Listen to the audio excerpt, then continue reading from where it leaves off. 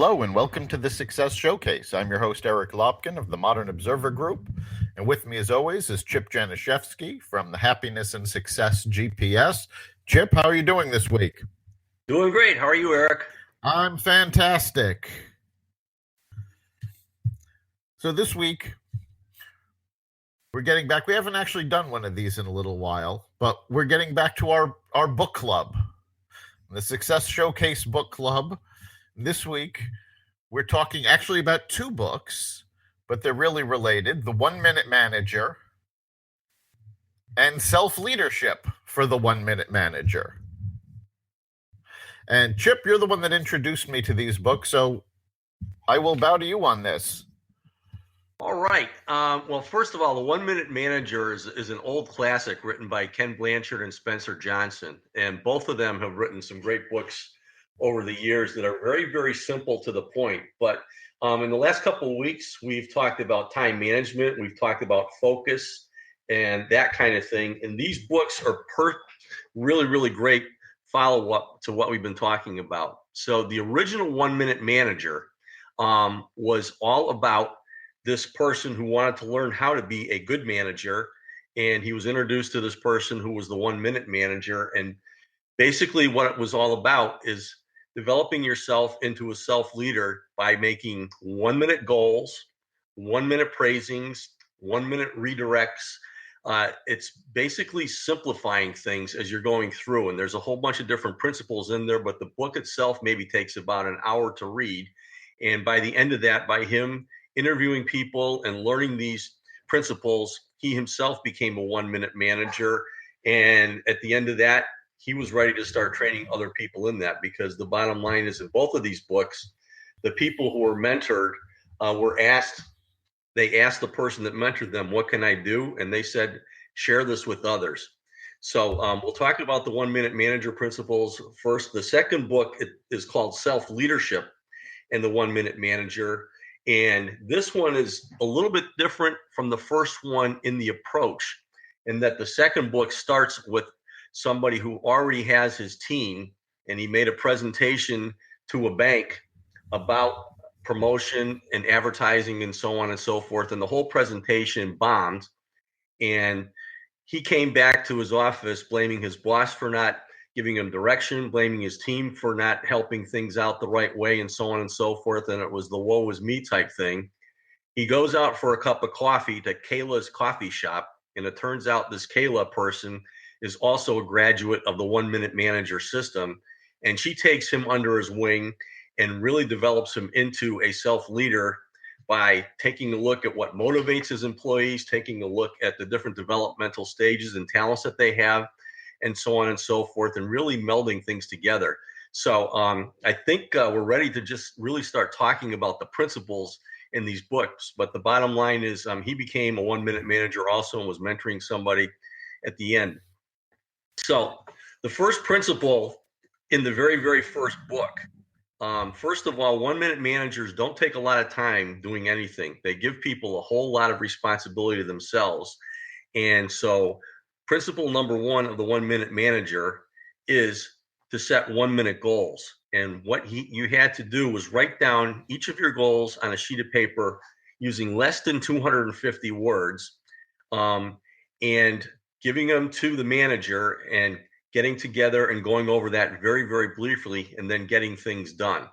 And if things were going good, the 1 Minute Manager praises the person while he's doing it. If things aren't going that great, then he's going to redirect things. But the bottom line is just doing it action-wise and being very, very communicative with people briefly as things are going on. So I know that you're familiar with this book too. So yeah, and the key to that is briefly. I loved the idea that the goals should be written in under 250 words, because that's always been something I've had difficulty with. I write pages and pages and pages, and I love the idea of being forced to keep it brief so that it's something you can look at quickly, check quickly, and it really moves things along. Absolutely. And the reason 250 words is that you can read that in obviously 1 minute. Right. That's what came up with that. So But obviously, it's something you can take with you and look at it. And we've talked about, time management things and breaking things down into smaller components and hitting on each of those. And this is kind of what it's all about. And so that's step number one, is getting them down briefly, and it's easier to work on that way. And there's a couple of things there that lead to the next one. The 1 minute praisings is tell people up front that you're going to let them know how they're doing. And if they're doing something right, you want to praise them immediately by telling them exactly what they did right, by being specific. And what this does is that it helps them to identify their talents, compliments them for that, and gets them working on those even harder. Obviously, one of the great time management techniques that we have talked about is leveraging your own talents and then using other people with their talents to get the rest of the project done. So this 1 minute praising really helps out a lot with that. And this really turns traditional management styles on its head, because so many people manage by seeing what you did wrong, by looking for things you did wrong and correcting them. And instead, the whole point behind this was to look for something that people did right. And I love that, because it's great for time management because you're looking at things quickly. But this is a huge boost to mindset and attitude. And we've talked a lot about keeping a positive mindset. This is a great way to do it and to spread it. Because again, you're looking for things that people do right, not what they do wrong. And it turns it around, and it's really great, because I've seen in corporate offices over and over again, when the boss calls, when your manager calls, it's, oh God, what does he want? Because you're conditioned to expect criticism, to expect them to have a complaint. If you're using this system, they're finding things right. So you automatically have a better relationship with your manager, because you're not dreading that call from them. It isn't an automatically adversarial solution. You're really working together instead of against each other. Yeah, and you talked about mindset. It's so important to have a positive mindset in anything that you're doing. So if you know going to work every day that you're doing well and that your manager is going to compliment you when you're doing well, as opposed to having them look over your shoulder, that 180-degree turn that you just talked about is so important. And it makes the redirect or the reprimand, whatever you want to call it, a lot simpler to do, because what the 1 minute reprimand is all about is just it's immediately but briefly telling the person where the problem was and that the problem's not good and we have to correct that, and then following that up with how much you value them and that type of thing. So you're going right from the quick redirect into just to clarify for our listeners, if you actually go out and read the book or listen to the book, you'll notice we're going back and forth between the term reprimand and redirect. Older versions of the book called it a reprimand. Newer versions call it a redirect, but the process is exactly the same. Yeah, and I think the book was written for the first time like in the 90s when everything was about reprimands.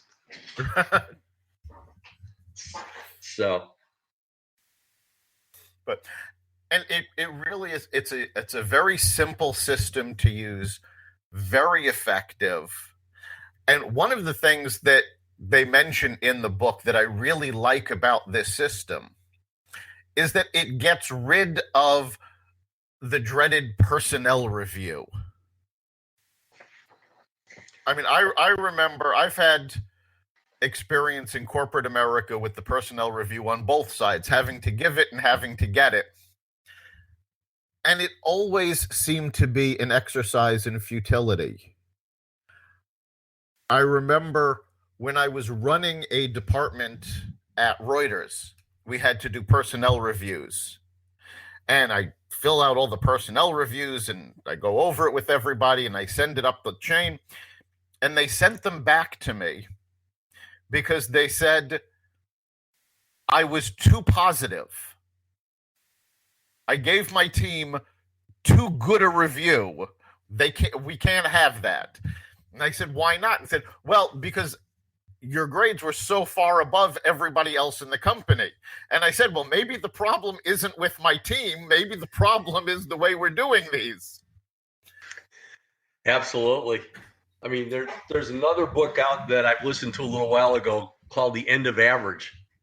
And everybody relates things to what's average in people, and yet everybody has unbelievable talents, and the people who have achieved have just leveraged those things. That's maybe something we can talk about sometime in the future. But what this is, it's a very simple system. And actually, at the end of the book, there's this call it a diagram image board game or whatever you want to call it. But it's, if you look at the top, it says start at the top with 1 minute goals on one sheet that you can read in 1 minute. That's the 250 words or less. And then on the left side, it has you achieving goals. And on the right side, it has you not achieving goals. So on the left side, if you achieve the goal, then you proceed to get a 1 minute praise. You proceed with your success and you go back and set new goals and you start the system all over again. Where on the other side, if you don't achieve your goal, then you're going to get the quick 1 minute redirect, and you're going to get the reassurance that you know you're going to be able to do it right and go back to the start again and get it right the next time. But the diagram kind of outlines things, and it's very, very simple. And it talks about the specifics of the 1 minute praise and the 1 minute reprimand or the 1 minute redirect. And in the 1 minute praise, it says just praise the behavior with true feelings. This is if you're the manager. Do it right away. Be very, very specific. Tell the person exactly what they did right and how you feel about it, and encourage that person with your own true feelings to keep it up. Shake their hands, pat them on the back or whatever. Or on the other side, if you're doing the redirect, you identify the behavior very, very quickly that caused the problem and that you want them to correct it very, very soon. And then tell them that how it made you feel about what happened and not them personally. That's very, very important. Obviously, nobody's perfect and they're going to mess up. And if they mess up, it reflects on everybody. So if you can just identify that and then encourage the person again with true feelings to make it right, it's that simple. So it's a 1 minute goal, the 1 minute praising, the 1 minute redirect, and it's going to save you a whole lot of time. It's going to keep your mindset a whole lot more positive, as you mentioned. And it's just a really fantastic, less than 100-page book to kind of really help you focus. What's really great about the system is that it starts with the assumption that, yes, you can do these things. You can meet your goals. You have the capability. You have the talent. And it's not trying to teach you how to overcome something. It makes the assumption right off the bat that, yes, if you have this job, you can do it.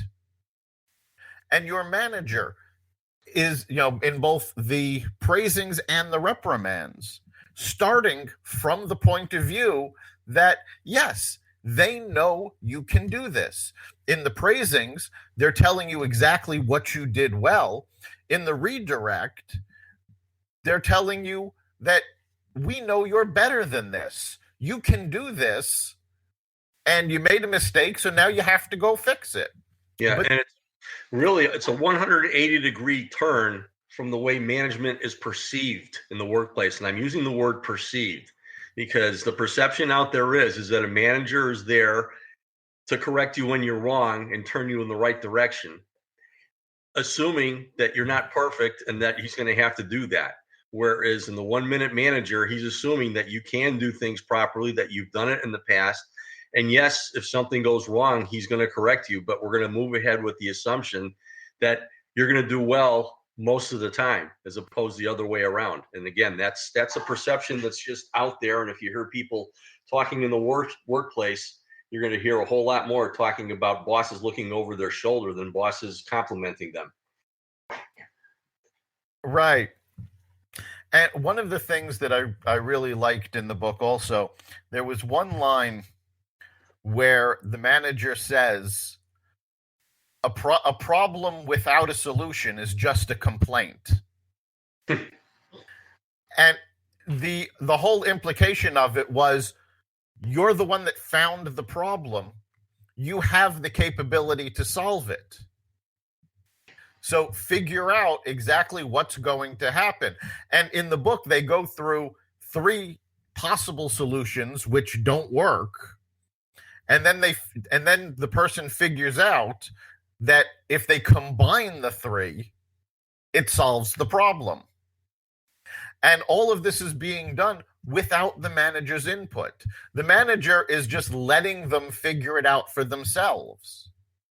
And that's huge because so many people in corporate deal with micromanagers and it has to be done their way.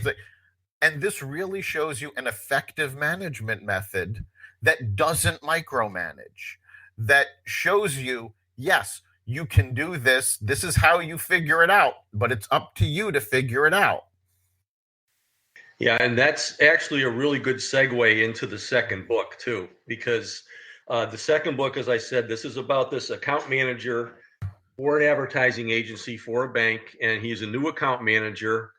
However, his boss did have confidence to give him that job in the first place. But what happened is he had a team, artistic director, budget manager, and so on and so forth, creative thing. And when he went in and did the presentation for the bank, it was more on their part rather than having talked to the bank first and figuring out what they want. And the thing was a disaster. So now he has to explain it to his boss, who was out of town. And he thinks he's going to lose his job and maybe he should resign first. And that's when he goes out for coffee at Kayla's coffee house and meets Kayla, who walks up to him and starts talking to him. And he is, woe is me, blaming it on, everybody but himself. And he said, actually, she coined the phrase with him, I guess you're having a little pity party, which is pretty funny. But the first thing that she did, the first homework assignment that she gave him was going back to work and giving this survey to a couple of his fellow employees and his boss. And it's ranking workplace motivators. And what they had to do is they had to prioritize, just check off 1 through 10, what they thought was most important. And these topics were, and think about yourself as an employee, what motivates you? Interesting work? Is it full of appreciation of work done? Is it a feeling of being in on things? Is it job security, good wages, promotion and growth potential, good working conditions, personal loyalty to employees, sympathetic help with personal problems, tactful disciplining? These are all motivators. And a lot of times bosses will just assume, as did the boss here, not the one that I'm talking about, but his boss, that it's wages or it's this or it's that, when everybody is motivated differently. And if you understand that, then you're going to find it's easier to work with people because you're going to be playing to what motivates them. And then it talks about points of power in relationships, in knowledge, in the position that you're in the task, and in personnel. And what happened there was he actually was riding his motorcycle to just get a breather, and he broke down, and none other than Kayla pulls up beside him in a motorcycle, takes him to the Harley shop and gets it fixed. And she introduces him to all the employees there so that he can get an understanding of all these different points there.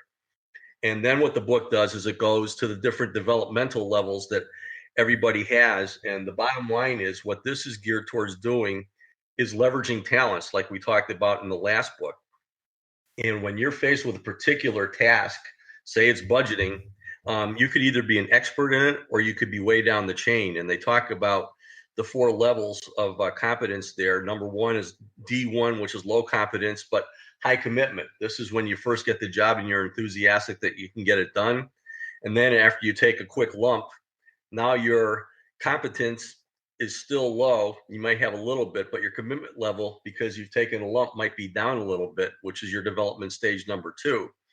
And then number 3 is you're working on it a little bit more. You're having some success. So now your commitment is variable and your competence is moving up until you become level 4, where you're high competence, high commitment.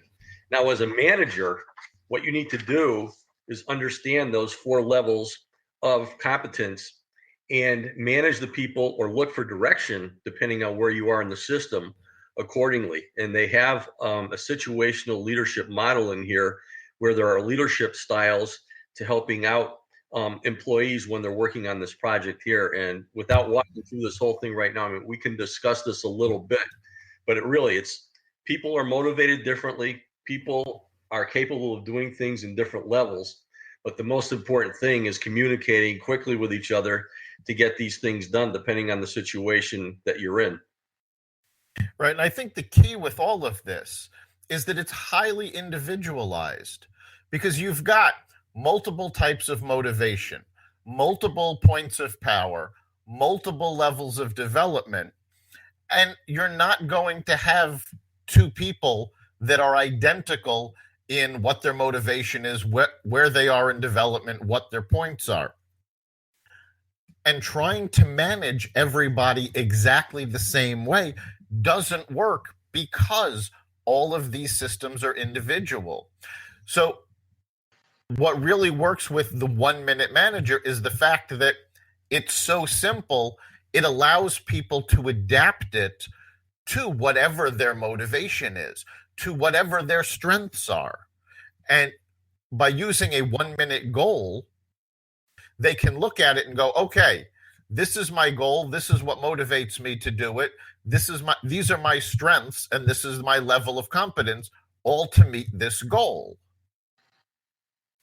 Yeah, and in talking about the 4 developmental levels, what needs to be done is what they have as the situational leadership model. This is the management, and there are 4 different levels of management to support these things. And number 1, when you have the D1 level, the supportive management is directing. So what you need is high direction and low supportive behavior, because the person really needs to be taught what they're going to be doing. And then when you get to number 2, once they've learned a little bit, you're getting more into a coaching thing where you're still giving them high directive, but you're supporting them. These are the praisings that we talked about in book number 1, so that they can move into the next level where they're getting more and more competent. So you still need high supportive there, even more so when they're doing well, and low directive behavior until they become number 4, where they're in the delegating situation where they're doing things themselves. So they need very little support and very little direction. So these coincide beautifully. And there's a nice diagram in the back of the book that kind of explains this whole thing. And, most of it is just common sense. But as you're saying, you have to identify where each person is, and everybody's an individual, has to be treated to their strengths, and they need to be directed where they need the help. So again, this is a really, really good book, and the diagram on the last page summarizes everything beautifully. Yeah, and the key to this is being supportive, because many managers feel it's their job to tell the people how the work has to get done. And this takes a different approach. You're giving them a lot of direction at the beginning when they're learning and they need it. But as the expertise grows, you don't have to direct them as much. And you switch to more of a supportive behavior, because this is that you're telling them, okay, you've learned what you need to do. You have the talent to do it. We know you can do it. And as the person moves along, you're still giving them direction when needed, but that gets less and less common, not because you're abandoning them, but because they don't need the direction. They know how to do it, and they still need support, but ultimately you're delegating the job to them completely, and the manager just has to check in once in a while because they have it. They have it under control. They've got the talent. They know what needs to be done, and they figured out their own motivation, so they're motivated to do it. Yeah. So what we're talking about is the progress curve. If somebody comes in new and they need a lot of direction as far as exactly what they're doing, and obviously the support to do things properly and be complimented for what they're doing correct, that's so important up front. But as time goes on, again, getting back to book number 1, 1 minute goals, 1 minute praisings, 1 minute redirects, you need less and less and less management as people become more self-leaders themselves. And that's how this whole thing goes together. Right. And that really is the point of both books, is it does teach you a great way to manage, but it really teaches you how to manage yourself and how to be self-directed, which, as businesses are getting more and more complex and more people are striking out on their own, more solopreneurs, more small businesses, you really need to be self-directed. And this is a great way to sort of make that transition from being managed to managing yourself. Yeah, I mean, we've talked about everybody being their own entrepreneur. And if everybody can put these 1 minute manager principles to work, no matter what their position is in the company and in their lives, it's going to simplify things a whole lot, and it's going to develop their relationships a whole lot better in whatever situation they're in. All right. And as we've said before, simplification is key. The simpler your task is, the faster you can get it done, the higher quality you can do it, you can perform it with. It really is about simplifying what you have to do. And once you've done that, once it's simple enough that you can take on your tasks with no problem, that's when you're making great strides. That's when huge progress is made. And that's when you accomplish goals. And it feeds your positive mindset and everything else. Everything is related in this picture. So exactly, because as you're making more and more progress to your goals, you're feeling better about yourself. The better you feel about yourself, the more you want to take on, the more goals you hit, and it just feeds itself. It's basically a feedback loop.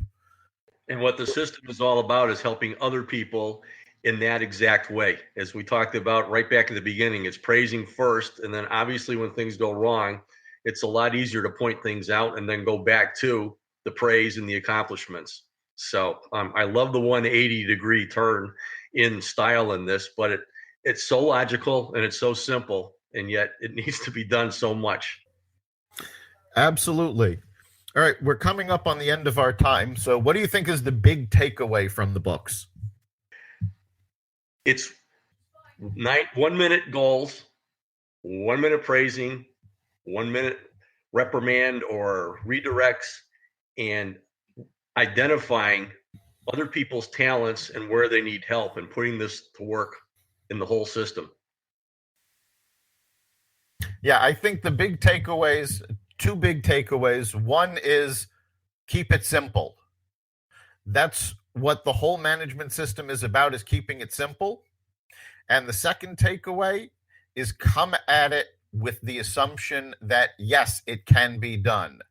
When you're looking for things that you do right, rather than looking for things that are done wrong, it puts you in a better mindset, you feel better about yourself, and you accomplish more. And that's, the 1 minute manager and self-leadership and the 1 minute manager. You've been listening to the Success Showcase. You can catch us every week at blogtalkradio.com/Success Showcase. You can also find us on the iTunes app and the Apple Podcasts app, as well as wherever you find podcasts. Remember, make this your best week ever and make next week even better. See you then.